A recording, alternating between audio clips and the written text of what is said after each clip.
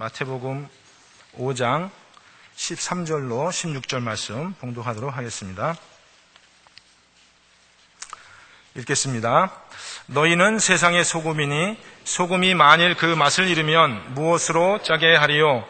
후에는 아무 쓸데없어 다만 밖에 버리고 사람에게 밟힐 뿐이니라. 너희는 세상의 빛이라. 산 위에 있는 동네가 숨기우지 못할 것이요 사람이 등불을 켜서 말 아래 두지 아니하고 등경 위에 두나니 이러므로 집안 모든 사람에게 비추느니라. 이같이 너희 빛을 사람 앞에 비추게 하여 저희로 너희 착한 행실을 보고 하늘에 계신 너희 아버지께 영광을 돌리게 하라. 아멘. 네, 성경 말씀 물론 여기 화면에도 보이지만 또 여러분 성경책 혹시 펴셨으면 닫지 마시고 우리 성경책을 보면서 짧게 제가 전하는 말씀과 함께 은혜를 나누고자 합니다. 오늘 읽은 본문의 말씀은 우리가 주일학교 때부터 좀 많이 들었던 본문이죠. 익숙하죠. 그래서 빛과 소금의 비유다 이렇게. 근데 순서를 보면 사실 소금이 먼저 나와요. 그래서 우리가 익숙한 표현은 빛과 소금의 비유인데 어떻게 보면 순서대로 성경 순서대로 하자면 소금과 빛의 비유다 이렇게 얘기할 수 있겠습니다.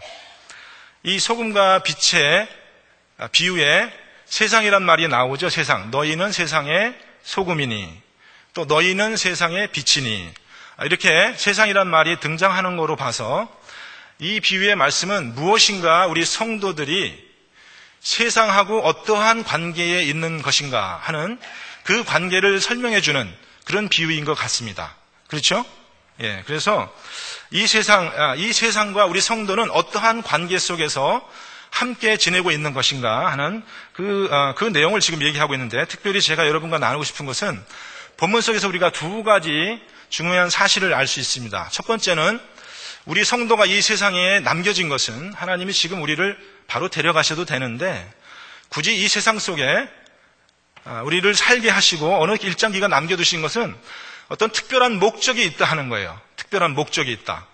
근데 그 목적을 조금 이제 결론 부분이 16절인데 16절을 보시면 그 목적을 어떻게 표현되고 있냐 하면은 너희 착한 행실을 보고 하늘에 계신 너희 아버지께 영광을 돌리게 하라 이렇게 되는 거죠. 그래서 우리가 이 세상에 우리 성도들이 이렇게 삶을 살아가는 그 궁극적인 목적은 우리 성도 자신을 위한 것도 아니고 또 세상에게 어떤 유익을 끼치는 것이 목적이 아니고 그보다 더 궁극적인 목적은 우리 성도의 삶을 보고 우리 성도의 착한 행실을 보고 세상 사람들로 하여금 하나님이 계시구나 그렇게 하나님께 영광을 돌리게 할 그런 목적으로 우리를 세상에 살게 하신다 하는 거죠. 근데 만약에 그것이 목적이라면 그런 목적으로 하나님이 우리를 세상에 두셨다면 그러면 그러한 어떤 하나님께 영광을 돌리게 하는 그러한 방법은 어떻게 해서 그렇게 되는 거죠? 세상 사람들이 무엇을 보고 하나님께 영광을 돌리는 거죠? 그것은 우리들의 성도들의 착한 행실이다. 그렇죠? 그래서 이 두 가지를 지금 얘기해 주고 있습니다. 즉 빛이다 소금이다 하는 그 비유가 우리한테 얘기해 주는 것은 뭐냐면 성도들은 마치 소금이 짠맛을 내는 것처럼 또 빛이 어두움을 비치는 것처럼 그렇죠. 만약에 우리 성도들이 만약에 빛이라면 이 세상은 뭡니까? 세상은 어두움이죠. 어두움. 예. 그래서 이 빛의 가치는 뭐냐 하면 어두움 가운데서 빛이 그 가치를 발하는 거죠. 그러니까 우리 성도들이 마치 소금이 짠맛을 내는 것처럼 또 빛이 어둠을 비치는 것처럼 그런 어떤 특별한 목적을 가지고 이 땅에 존재하고 있다 하는 것입니다. 믿으십니까? 네, 그것이 첫 번째고 또 한 가지 우리에게 가르쳐주는 것은 그러면 그 짠맛과도 같고 그 빛과도 같이 세상에게 어떤 특별한 세상에 없는 그렇죠? 세상에 빛이 있고 또 세상에 짠맛이 있었으면 굳이 우리가 그런 역할을 하지 않아도 될 텐데 세상에서는 찾아볼 수 없는 그런 어떤 특별한 것이 우리 성도들에게 있어서 그것으로 우리가 하나님께 영광을 돌린다 했을 때 그 짠맛이고 또 그 빛에 해당하는 그 중요한 내용 성도가 성도인 것을 본질적으로 증거하는 그 내용은 뭐냐 하면 본문 말씀에 따르면 뭐죠? 착한 행실입니다. 착한 행실이죠. 그래서 근데 경고의 말씀이 있습니다. 본문에 어떤 경고의 말씀이냐면 자, 만약에 소금이 그 짠맛을 잃으면 어떻게 되겠냐? 그러면 소금의 가치가 없어지는 거죠. 존재의 가치가 없어지는 거죠. 소금의 모양과 색깔과 모든 것이 다 있다 하더라도 소금의 짠맛이 없다면 그 짠맛이야말로 소금이 소금되는 그 바로 가장 본질적인 것이기 때문에 그 본질을 잃어버린 소금은 이 세상에 더 이상 존재할 가치가 없다 하는 거죠. 마찬가지로 우리 성도들도 성도가 성도 되게 하고 성도가 세상과 구분되는 가장 본질적인 특성이 있다면 그것은 성도의 착한 행실이라고 하는 것이고, 그 착한 행실을 통해서 하나님이 지금 영광을 받고 계신다 하는 것이죠. 만약에 그 본본을 우리 성도들이 그 본본을 놓치고 있다면 그러면 우리는 존재의 가치가 없는 그런 사람이 되는 거죠. 필요 없는 사람이 되는 거죠. 이 본문의 표현대로 하자면 세상 사람들에게 버림받아져서, 길바닥에 버림받아져서 어떻게 되죠? 발에 밟히운다 하는 거죠. 우리 성도가 착한 행실로 하나님께 영광을 돌리는 그 본질적인 삶에서 떠나 있을 때 세상은 우리 성도들을 버리고 짓밟는 그런 일을 할 수밖에 없다는 거죠. 그것은 왜 그러냐 하면 우리의 존재의 가치가 상실됐기 때문에 그렇다 하는 것이에요. 여러분, 그런 것 같습니까? 그래서 이것은 굉장히 우리에게 심각한 그런 경고의 말씀인데요. 그렇다면 우리의 그 질문은 뭐냐 하면, 그러면 우리가 이 착한 행실이라고 하는 이 착한 행실은 도대체 무엇이냐? 우리가 어떻게 사는 것이 과연 착한 행실이고 어떻게 사는 것이 하나님께 영광이 되는 것이냐 하는 것입니다. 그런 질문이 생깁니다. 근데 여기서 한 가지 우리가 좀 약간 내용을 조금 더 구체적으로 살펴볼 필요가 있는 내용이 뭐냐 하면요. 16절 말씀에 보면 이같이 너희 빛을 사람 앞에 비추게 하여 즉 이 착한 행실은 사람 앞에 비추는 빛처럼 드러나야 된다는 것이에요. 드러나야 된다는 거예요. 감추어 있지 않죠. 왜냐하면 우리가 등불을 켜서 말 아래 두는 사람은 없어요. 그죠? 등불을 켰을 때는 온 집을 밝히려고 하는 목적이 있기 때문에, 자, 여러분 둘러보세요. 이 성전의 등이 다 어디 달렸습니까? 바닥에 달렸습니까? 지붕에 달렸죠. 지붕에 달린 것처럼 우리 성도의 행실들도 그렇게 드러나야 된다는 거예요. 드러나야 된다는 거예요. 그렇기 때문에 이 착한 행실은 드러나는 착한 행실이에요. 근데 여러분 생각해 보십시오. 만약에 우리가 착한 행실을 했을 때 우리 마음 가운데 제일 먼저 떠오르는 게 뭡니까? 착한 행실은 어떤 거다 하는 것을 우리가 생각했을 때 떠오르는 것이 뭐냐 하면 남을 돕고 이렇게 구제하는 거, 그런 거 떠오르지 않습니까? 우리 어렸을 때 그 바른 생활, 초등학교, 국민학교 다니신 분은 그 바른 생활 과목에 보면 그 그림이 하나 나오는데, 그 어떤 아저씨가 무거운 리아카를 들고 이제 언덕길을 오르고 있으면, 자, 국민학생이 어떻게 해야 됩니까? 뒤에서 밀어줘야죠. 예, 이게 착한 행실이죠. 그렇게 거기다가 동그라미 치면은 맞아요. 100점이야. 근데 옆에서 딴짓하고 있는 그림에는 X표를 쳐야 돼요. 그죠? 예. 그것이 우리가 배우고 우리가 이 문화 속에서 교육받은 착한 행실이에요. 근데 이 마태복음 후편에 보면 어떤 말이 나오냐면, 우리가 구제할 때, 남을 도울 때, 그죠? 착한 행실, 우리가 가난한 사람도 돕고요, 노숙자도 돕고요, 또 독거노인도 돕고요, 여러 가지 우리가 선행을 할 때 주의해야 될 게 있다. 뭐냐 하면 오른손이 하는 일을 왼손이 하지 못하게 하라, 이렇게 하는 거예요. 그렇죠? 이 뒤에 마태복음 말씀 나오죠. 그렇다면 그러면 우리가 성도로서 마땅히 선행을 해야 되는데 그 선행을 남이 알지 못하게 숨기고 감추고 한다면 어떻게 우리가 하는 선행을 보고 세상 사람들이 하나님께 영광을 돌리겠습니까? 말이 안 되죠. 네. 그래서 여기서 성도들이 말하는 이 착한 행실은요, 단순히 우리가 세상 사람이 하는 것과 동일한 그런 어떤 선행을 한다는 차원하고는 좀 다른 의미가 있다 하는 거예요. 그죠? 만약에 우리가 하는 행위를 통해서 하나님께서 영광을 받으신다면, 그럼 예수님을 거부하고 예수를 받아들이지 않는 그런 많은 믿지 않는 사람들도 선행을 많이 하잖아요. 그렇죠? 그 선행을 통해서는 누가 영광을 받습니까? 하나님 영광을 받으십니까? 그렇지 않죠. 선행을 하는 당사자가 영광을 받는 거죠. 그래서 이 착한 행실이라는 것이 어떻게 보면은 우리가 지금까지 배워왔고 또 우리가 생각하고 있는 그런 착한 행실하고는 조금 종류가 다를 수 있다는 것입니다. 그리고 또 세상 사람들이 우리 성도들의 착한 행실을 보고 하나님께 영광을 돌린다고 그랬어요. 여러분 그런 경험을 하신 적이 있어요? 우리 성도들이 혹은 우리 교회가 어떤 좋은 일을 했더니 세상 사람들이 그걸 보고 야, 정말 저 하나님 믿는 사람은 틀리구나, 뭔가 틀리구나 하면서 하나님께 영광을 돌리는 그런 일들이 우리 주변에서 일어나고 있나요? 어떠세요? 그런 일들 거의 안 일어나죠. 우리 뉴스에서 늘 보면은 아무개 목사가 무슨 잘못을 했다 이렇게 교회를 비난하고 선교 가서 순교를 했는데도 불구하고 그것을 비난하는 그러한 여론들과 그런 것들이 많이 있지, 이 세상 사람들은 결코 우리 성도의 착한 행실을 보고 하나님께 영광을 돌리려고 하지 않습니다. 만약에 그렇다면 우리가 지금 읽은 그 앞절에 11절부터 이런 말씀이 나옵니다. 나를 위하여 너희를 욕하고 핍박하고 거짓으로 너희를 거스려 이 모든 악한 말을 할 때는 너희에게 복이 있나니 기뻐하고 즐거워하라. 하늘에서 너희의 상이 큼이라. 너희 전에 있던 선지자들을 이같이 핍박하였느니라. 그렇죠. 세상 사람들은 우리의 선행을 결코 인정할 수도 없고 이해할 수도 없습니다. 그래서 우리 성도들은 세상에서 핍박을 받지요, 인정을 받지 않습니다. 아무리 우리가 선행을 한다고 해도요, 그것을 세상 사람들이 인정해주면서 저것이 하나님으로부터 왔구나라는 것을 세상 사람들은 이해할 수 없어요. 저 사람들도 나랑 똑같이 자기의 영광을 위해서 저렇게 하겠지라고 생각하겠죠. 그렇지 않습니까? 근데 어떻게 우리가 착한 행실로, 성도가 도대체 어떠한 착한 행실을 했길래 세상 사람들이 감탄하면서 내가 저 모습을 보니까 정말 하나님께 영광을 돌려야 되겠구나, 그렇게 생각할 수 있겠습니까? 그것은 단순한 구제가 아닐 수도 있다 하는 것입니다. 자, 다시 한번 제가 정리를 해드리면, 우리 성도는 이 세상에서 어떤 특별한 목적을 가지고 존재하는 존재들인데, 근데 그 특별한 목적은 뭐냐면 하나님께 영광을 돌리는 거예요. 우리의 착한 행실로. 근데 이 착한 행실이 과연 무엇이냐 하는 것이에요.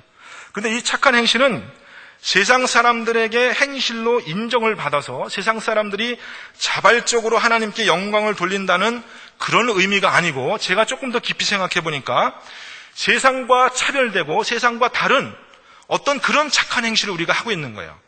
세상 사람들은 흉내낼 수 없고 세상 사람들은 이해할 수도 없는 그런 어떤 착한 행실을 우리가 하고 있기 때문에 세상 사람들은 그것을 인정하지 않아요. 인정하고 싶지 않지만 그 행실을 보면서 자기 마음속에 마음이 불편해져요. 불편해지기 때문에 가만히 있지 못하고 어떻게 돼요? 성도를 비방하고 핍박하게 되는 거예요. 근데 바로 그 세상 사람들이 하나님께 영광을 돌리지 않지만, 자발적으로는 영광을 돌리지 않지만 성도의 행실을 통해서 자기 양심의 가책을 받고 뭔가 성도들은 우리와 다른 가치관을 가지고 살고 있구나라는 그러한 인식을 가지면서 우리들을 핍박할 때 하나님께서 뭐라고 얘기했냐면 기뻐하고 즐거워하라. 하늘에서 너희 상이 큼이라. 이 성도에게 있는 착한 행실은 세상에서 인정받는 그런 착한 행실이 아니라 세상하고 구별된, 세상 사람들이 하지 않는 그런 특별한 착한 행실을 통해서 하나님께 영광을 돌린다 하는 것이에요. 자, 그것이 뭘까요? 그것이 뭘까요? 기도일까요? 기도? 예배를 열심히 드리는 걸까요? 그럴 수 없습니다. 왜냐하면 세상 사람들은 예배당에 안 오잖아요. 우리가 아무리 열심히 예배를 드려도 어떻게 예배당 바깥에 있는 믿지 않는 사람들이 우리의 예배의 모습을 보고 하나님께 영광을 돌리겠습니까? 그죠? 또 예수님이 우리 기도할 때 골방에 들어가서 문을 닫고 기도하라고 가르치셨는데, 시장거리에 가가지고 거룩하게 손을 들고 기도하지 말라고 그랬잖아요. 그럼 어떻게 우리의 기도하는 모습을 보고 세상 사람들이 하나님께 영광을 돌리겠습니까? 우리 성도에 어떤 특별한 행실이 있는데, 착한 행실이 있는데, 그것을 통해서 세상 사람들이 자기의 양심의 가책을 받으면서도 굴복하고 하나님께 영광을 돌릴 수 있는 그러한 특별한 행실이 무엇이냐? 이 설교를 들었던 원 독자들은 유대인, 바리새인, 서기관들이었습니다. 그죠? 그들이 이 설교를 듣고 마음속에 어떤 생각을 했을까요? 자, 성도는 착한 행실로 하나님께 영광을 돌리는 것이 존재의 목적이다 했을 때 그들 머릿속에는 어떠한 착한 행실이 떠올랐을까요? 여러분도 아시다시피 이 율법사, 서기관, 바리새인들은 다들 모세의 제자라고 스스로 자처하는 사람들이었어요. 그러니까 그들에게 착한 행실은 말할 필요도 없어요. 당연히 하나님의 말씀대로 사는 거예요. 율법을 지켜가면서요. 그죠? 그러한 마음의 생각을 예수님께서 아셨어요. 아셨기 때문에 그 뒤에 예수님께서 뭐라고 말씀하시냐면, 자, 내가 율법이나 선지자를 폐하러 온 것이 아니다. 너희들이 생각하는 그 착한 행실이 맞는 거다. 틀린 건 아니다. 그렇지만 나는 율법을 온전케 하러 왔다. 온전케 하러 왔다. 그러시면서 뭐라고 얘기하시냐면, 십계명을 조목조목 따져서 얘기하여, 자, 율법엔 너희로 살인하지 말라 그랬지만은, 살인하지 않는 거 그 정도의 착한 행실로 하나님이 영광을 받으시겠니? 그게 아니다. 사실은 너희 마음에 형제를 미워하는 그 미움이 있으면 이미 살인한 거나 마찬가지다. 또 율법에는 거짓말하지 말라, 또 율법에는 간음하지 말라 이런 말이 있지만, 여자를 보고 음액을 품는 자마다 이미 마음에 간음하였느니라 이렇게 말해요. 그리고 또 뭐라고 하시냐면, 내가 너희에게 이르노니 너희의 의가, 너희의 착한 행실이 서기관과 바리새인보다 더 낫지 못하면 결단코 천국에 들어갈 수 없다 하는 거예요. 그러니까 지금 하나님이 영광을 받으시는 그 착한 행실은 단순히 율법에 써져 있는 살인하지 말라, 간음하지 말라, 도둑질하지 말라라는 그러한 도덕적인 법을 지키는 것으로 끝나는 것이 아니에요. 그보다 더 훨씬 높고 더 심오한 그러한 착한 행실을 하나님께서 우리에게 요구하고 계신데, 그 말씀이 쭉 진행되다가 마지막에 결론이 어떻게 되냐면 이렇게 나옵니다. 44절에 나는 너희에게 이르노니 너희 원수를 사랑하며 너희 핍박하는 자를 위하여 기도하라. 이같이 한즉 하늘에 계신 너희 아버지의 아들이 되리니. 우리의 의는 단순히 나에게 잘해주는 사람을 미워하고 나에게 악하게 하는 사람은 나쁘게 하는 그런 정도의 의가 아니라, 내 원수까지도 사랑하는 그런 의가 나타났을 때, 그런 의가 나타났을 때 우리가 하나님의 아들이 된다는 것이에요. 하나님이 그것을 통해서 우리로 영광을 받으신다 하는 것이에요. 근데 그 결론이 이렇게 납니다. 그러므로 하늘에 계신 너희 아버지의 온전하심과 같이 너희도 온전하라. 하나님이 영광을 받으시는 그 착한 행실은요, 하나님이 온전하신 것처럼 그렇게 온전해야지 되는 거예요. 근데 여러분, 하나님이 영광을 받으신다라는 그 말은 무슨 뜻이냐 하면요, 어떤 사건이나 어떤 사람의 그 삶에서 하나님의 거룩하심과 하나님의 은혜로우시고 자비로우시고 사랑이 무궁하신 그분의 성품, 또 하나님의 능력과 전지전능하신 그분의 그 품성이 드러나는 그 일을 보고 하나님께 영광을 돌린다 이렇게 얘기하는 거예요. 어떤 사람이 착한 행실을 했는데, 저 사람 참 훌륭한 사람이야, 이게 아니라 그 사람의 착한 행실 속에서 사람들이 하나님이 저 사람과 함께하여 계시는구나 는 것을 목도하고 그것을 입으로 고백하는 그 행위가 바로 하나님께 영광을 돌린다라는 거예요.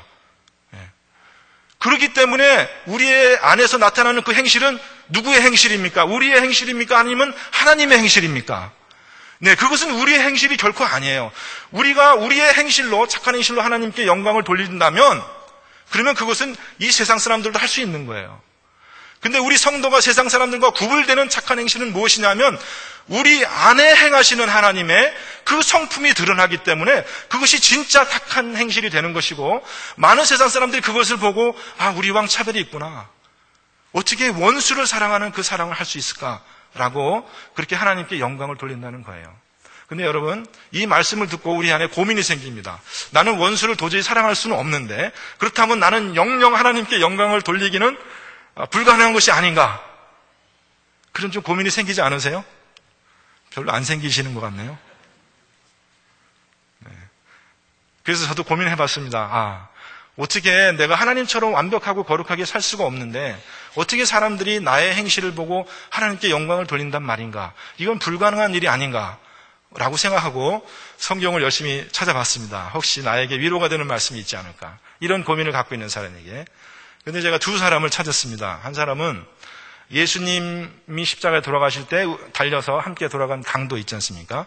근데 그 강도가 죽기 전에 예수님께 이렇게 얘기했습니다. 예수여, 당신의 나라에 임하실 때 나를 기억하소서. 그렇게 얘기했는데 예수님이 뭐라고 그러셨냐 하면은, 내가 진실로 내게 이르노니 오늘 내가 나와 함께 낙원에 있으리라. 이렇게 얘기했어요. 여러분, 이 강도는 구원을 받았습니까? 못 받았습니까? 구원을 안 받았나요?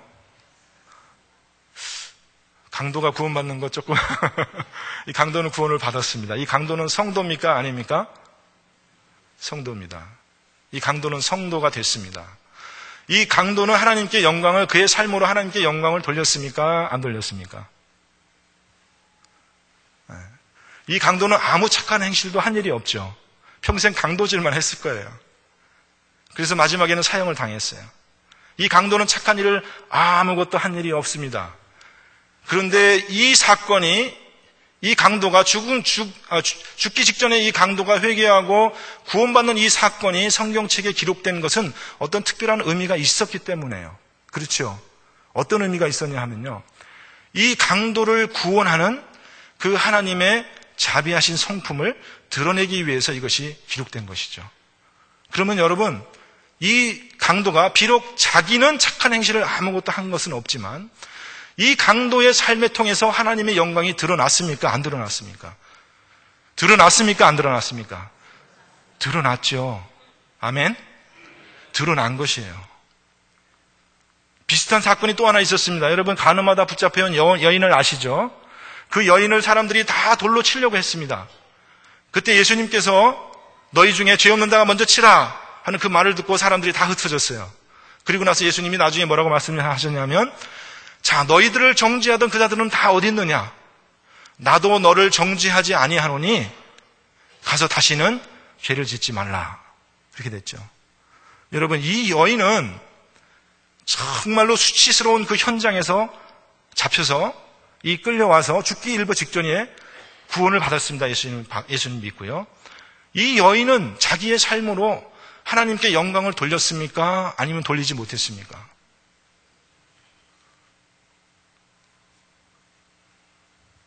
하나님의 자비로우시고 오래 참으시고 용서하시고 은혜로우신 그 성품이 이 여인의 사건을 통해서 드러났죠.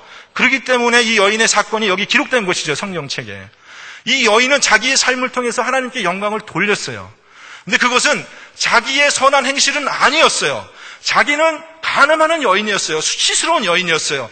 근데 그 삶을 하나님이 들으셔서 거기에 자기의 성품을 덧입으시고 자기의 은혜로운 성품을 거기에 쓰셔서 그분을 통해서, 그 여인의 삶을 통해서 자기의 영광을 거두신 거예요.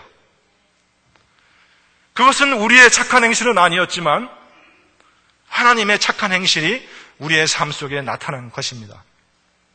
여러분, 이 세상에 착하신 분은 하나님 한 분밖에 없습니다.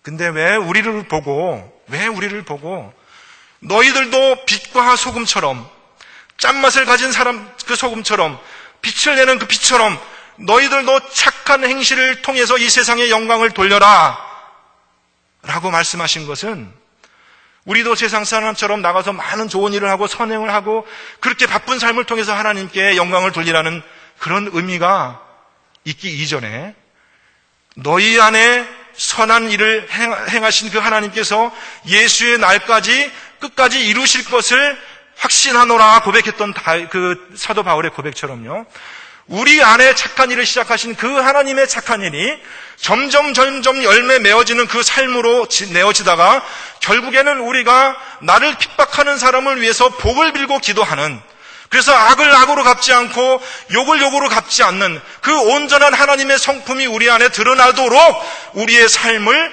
하나님께 드려라 하는 그 의미예요. 우리 스스로 착한 일을 할 수 있다 생각하고 의를 쌓으라는 것이 아니라 우리 안에 뜻을 두고 선을 가지고 행하시는 그분의 영광이 드러나도록 우리의 삶을 거룩한 산제사로 드리라 하는 그런 말씀이에요.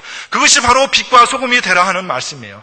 근데 그 하나님의 의가 나타나지 않고 우리 성도 자신의 의가 나타난다면, 그러면 우리는 이 세상에서 존재의 목적을 잃은 쓸모없는 사람이 된다 하는 것이에요. 세상에서 버림받고 짓밟히는 그러한 처참한 상태로 내려간다 하는 것이에요. 존귀한 성도의 그 상태에서 가장 처참한 쓸데없는, 아무 쓸모없는, 맛을 잃은 소금 같은 그런 존재로 돼야 된다 하는 것이에요.